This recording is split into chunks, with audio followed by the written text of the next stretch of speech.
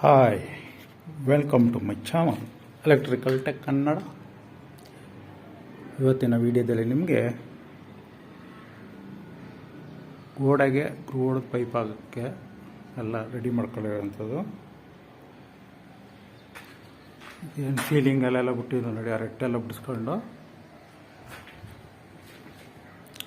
Spring ಎಲ್ಲ check ಮಾಡ್ಕೊಳ್ತೀವಿ ಮೊದಲಿಗೆ. ನೋಡಿ, ಸ್ಟ್ಯಾಂಡ್ ಎಲ್ಲ ರೆಡಿ ಮಾಡ್ಕೊಂಡಿದ್ದೀವಿ. ಟೂಲ್ಸು,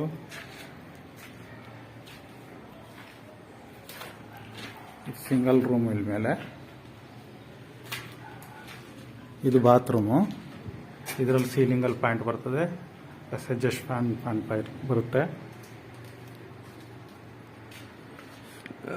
ಈ ಜಾಗದಲ್ಲಿ ಕಾಟ್ ಬರುತ್ತೆ, ಮೇಲೆ ಫ್ಯಾನ್ ಬರುತ್ತೆ, ಹಾಗೆ ಆ ಕಡೆ ಲೈಟ್ ಬರುತ್ತೆ. ಈ ಪ್ಲೇಸಲ್ಲಿ ಟಿ ವಿ ಪಾಯಿಂಟ್ ಬರುತ್ತೆ.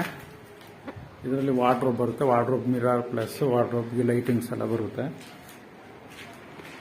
ಇಲ್ಲಿ ಎಂಟ್ರೆನ್ಸ್ ಲೈಟು, ಸ್ವಿಚ್ ಬೋರ್ಡ್ ಬರುತ್ತೆ. ಇಲ್ಲಿ ಡಿಸ್ಟ್ರಿಬ್ಯೂಷನ್ ಬಾಕ್ಸ್ ಈ ಜಾಗಕ್ಕೆ ಕೂರಿಸ್ತೀವಿ. ಅಲ್ಲಿ ಎಕ್ಸ್ ಅಂತ ಪಾಯಿಂಟ್ ಮಾಡಿದ್ದೀನಿ ನೋಡಿ, ಅದು ಪೈಪ್ ಅಲ್ಲಿ ಮೇಲೆ ಬಿಟ್ಟಿದ್ದೀನಿ.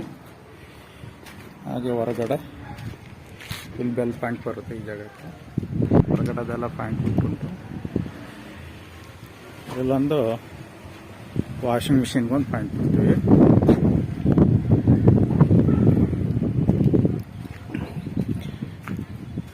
ಎಲ್ಲ ಮಾರ್ಕ್ ಮಾಡಿ ವಿಡಿಯೋ ಕಂಟಿನ್ಯೂ ಮಾಡ್ತೀನಿ. ಮಾರ್ಕಿಂಗ್ ಎಲ್ಲ ಆಗಿದೆ, ಈ ಥರ ಮಾರ್ಕ್ ಮಾಡ್ಕೊಂಡಿರ್ತೀವಿ ನೋಡಿ.